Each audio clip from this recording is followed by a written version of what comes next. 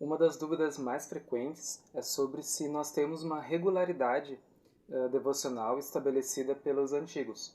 Então eu vou trazer algumas menções de alguns autores que podem nos dar uma luz nesse sentido, mas lembrando que não é equivalente a uma doutrina como acontece lá no mundo judaico e no mundo cristão.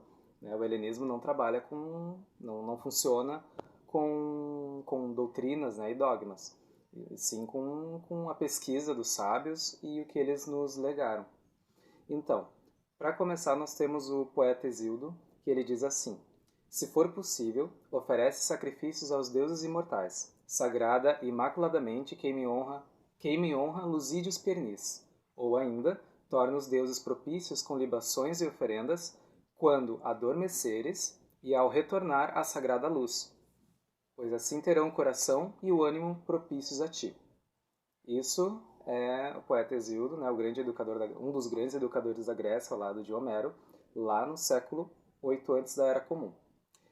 Depois nós temos a vida de Apolônio de Tiana, que é um neopitagórico. Aí já são tempos mais tardios. Segundo Filostratos, que escreveu uma biografia sobre ele, ele diz assim, que o sábio pitagórico ensinava que era dever dos filósofos de sua escola conversar cedo, ao amanhecer, com os deuses. Mas à medida que o dia avançava, falar sobre os deuses.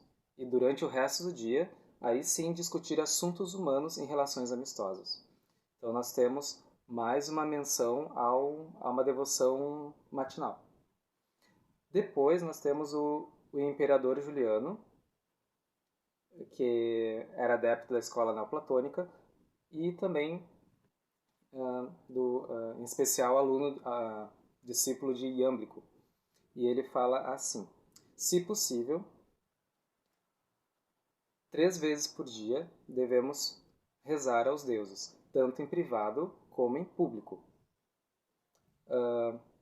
Mas se não com tanta frequência, certamente ao amanhecer e à noite. Pois não é adequado que um sacerdote consagrado passe um dia ou uma noite sem sacrifício. E o amanhecer é o começo do dia, assim como o crepúsculo é a noite. E é apropriado começar ambos os períodos com sacrifícios aos deuses, mesmo quando não somos designados para realizar o serviço.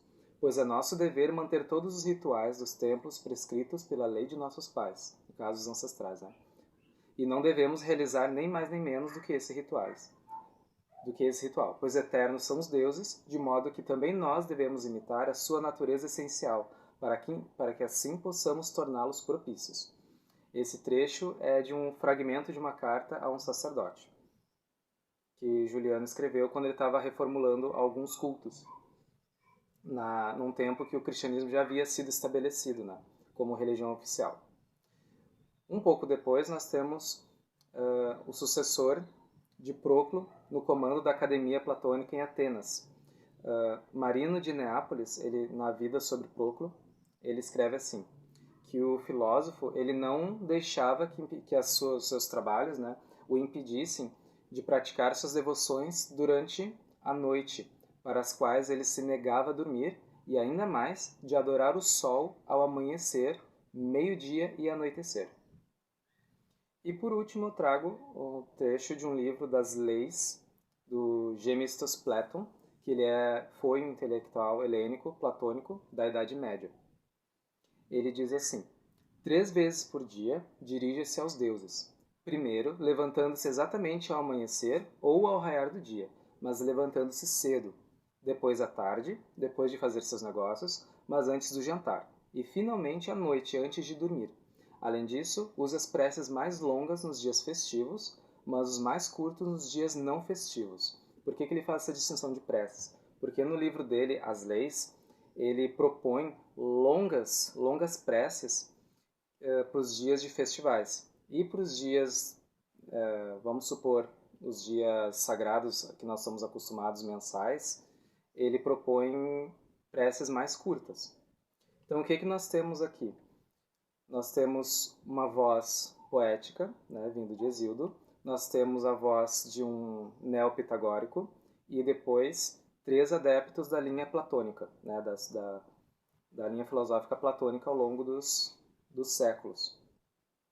E eles convergem com ao amanhecer e ao anoitecer principalmente, né, esses dois períodos do tempo, e alguns deles coloca como uma possibilidade a parte da tarde. Então, 3 vezes ao dia.